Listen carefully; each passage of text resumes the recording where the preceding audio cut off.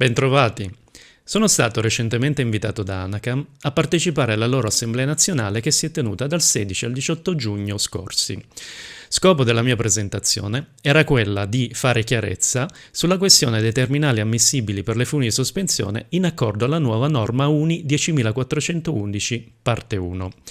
Quella che segue è l'intervista che mi ha fatto Michele Mazzarda il giorno precedente alla mia presentazione. Credo che questa intervista sintetizzi in maniera sufficientemente chiara e concisa quelli che sono stati i contenuti della presentazione. Ringrazio Anacam per avermi invitato alla loro assemblea nazionale e per avermi concesso l'autorizzazione di poter pubblicare la videointervista sul mio canale YouTube. Se è la prima volta che capitate da queste parti, per completa trasparenza, io mi chiamo Nicola e lavoro per la Business Unit Elevator and Escalator di Prismian Group. A parte questo, in qualità di libero professionista, mi occupo di corsi di formazione. Mi trovate sui principali social network cercandomi come Nicola Mbimbo oppure come Nick di Elevator Guy. Vale la pena di chiarire che la UNI 10411 parte 1 è applicabile alle modifiche degli ascensori esistenti e questo deve essere chiaro. Siccome siete stati in molti a contattarmi per chiedermi ulteriori chiarimenti, volevo semplicemente sintetizzare quelle che possono essere le varie possibilità per poter sostituire le teste fuse. Prima di poterlo fare, però, semplicemente facciamo un breve ripasso. Le teste fuse sono progettate per lavorare con tiro perfettamente verticale. Se nella vostra installazione, a prescindere dal modo in cui le realizzate, ma se nella vostra installazione queste teste fuse lavorano con tiro inclinato, quindi non perfettamente verticale come accade in molti casi, quello che accadrà sarà questo. Voi avrete una testa fusa che inizierà a spaccarsi proprio all'imbocco della testa stessa. Rimarco nuovamente la necessità di effettuare delle verifiche periodiche con una particolare attenzione ai punti di imbocco nei vari capicorda. Chiarito questo concetto, quindi che la rottura può accadere all'imbocco della testa fusa per varie ragioni, quali possono essere le terminazioni alternative? Siccome molti di voi mi dicono non abbiamo spazio a sufficienza, io ritengo che una delle possibili alternative, due delle possibili alternative, siano le terminazioni pressate. Le terminazioni pressate sono ammissibili dalla N8120, anche dalla UNI 10411 parte 1, le due terminazioni ammissibili sono quella con manicotto di alluminio, radancia e tirante ad occhiello, oppure il terminale pressato filettato.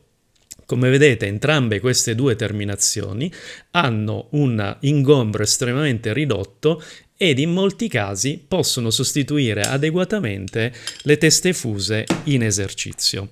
Se anche questa soluzione non fosse plausibile o applicabile, allora a quel punto bisogna forzatamente realizzare una testa fusa. La mia unica raccomandazione è fatela fare a chi fa questo di mestiere. Realizzare le teste fuse non è un'operazione semplice, bisogna avere delle attrezzature adeguate, ma di questo ve ne parlerò più dettagliatamente nella video intervista che ora va a seguire. Se avete trovato questi contenuti interessanti, vi chiederei di iscrivervi al canale, di attivare la campanella e di continuare a seguirmi. Nel caso in cui ci fossero tematiche particolari che volete approfondire, non esitate a segnalarmelo nei commenti qui sotto.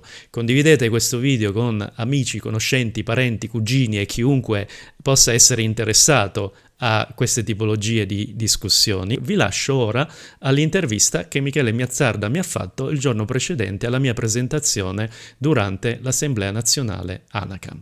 Grazie per avermi ascoltato fino a questo punto, state buoni. Ciao ciao ciao ciao ciao ciao ciao. Good morning Anacam, siamo a Giardini Naxos per l'Assemblea Nazionale Anacam 2022, siamo con l'ingegner Nicola Mbimbo, un esperto per quanto riguarda funi e questo settore. In questo momento, visto anche quello che sta accadendo con le modifiche delle norme tecniche, nel nostro campo, Nicola, si avverte un po' di stato d'agitazione quando andiamo a fare un cambio di funi. Vogliamo parlare un po' delle teste fuse forse facciamo un servizio a dare qualche informazione in più, in maniera tale che i nostri associati non si trovino poi a eseguire cose che poi potrebbero creare problemi. Certo, la realizzazione a testa fusa è un'operazione estremamente complessa che richiede delle capacità, delle attrezzature e delle strumentazioni, tale per cui non può essere realizzata all'interno del vano di corso sul tetto di cabina. Quindi l'operazione di realizzazione a teste fuse è un'operazione che va effettuata in appositi laboratori,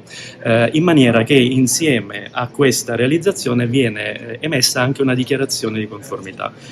Una cosa importante è che la N8120 ha consentito la possibilità di utilizzare delle terminazioni alternative, che sono le terminazioni di tipo pressato.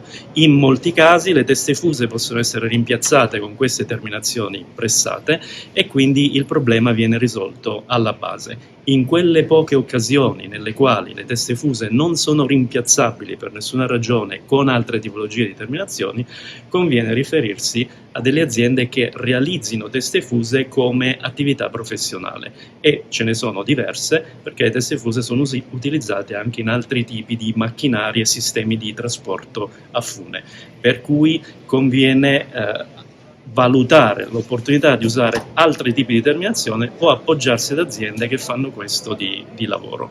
Quindi il messaggio importante da dare è il famoso piombo da fare lì sul posto, no. È un qualcosa che è diventato ormai fuori norma, e soprattutto anche la testa fusa deve essere certificata. Assolutamente sì. Ribadiamo una cosa molto importante: non usate il piombo puro per nessuna ragione al mondo, perché è un materiale estremamente dannoso.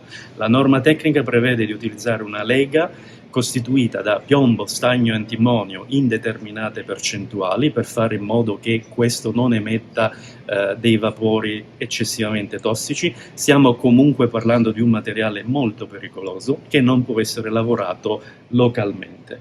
Chiunque realizzi una terminazione indivisibile, che quindi con la sua lavorazione rende indivisibile il capocorda dalla fune, deve emettere una dichiarazione di conformità che ha effettuato un lavoro a norma tecnica, in questo caso la norma tecnica è la N13411 parte quarta.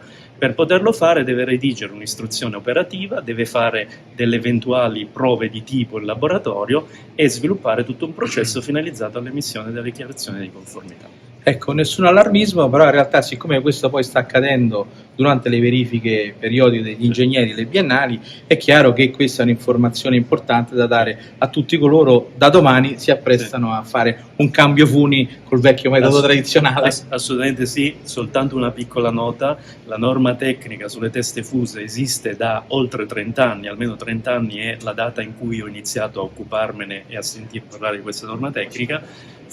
Fino ad oggi non era mai stata citata esplicitamente in una norma tecnica degli ascensori, ma per il fatto che esisteva doveva già essere applicata prima, quindi non stiamo introducendo nulla di nuovo. Perfetto, un'informazione importante, ti ringrazio Nicola, sempre preziosa. Domani tra l'altro farai un intervento durante la nostra assemblea in cui spiegherai ancora meglio questi concetti. Grazie. Grazie a voi.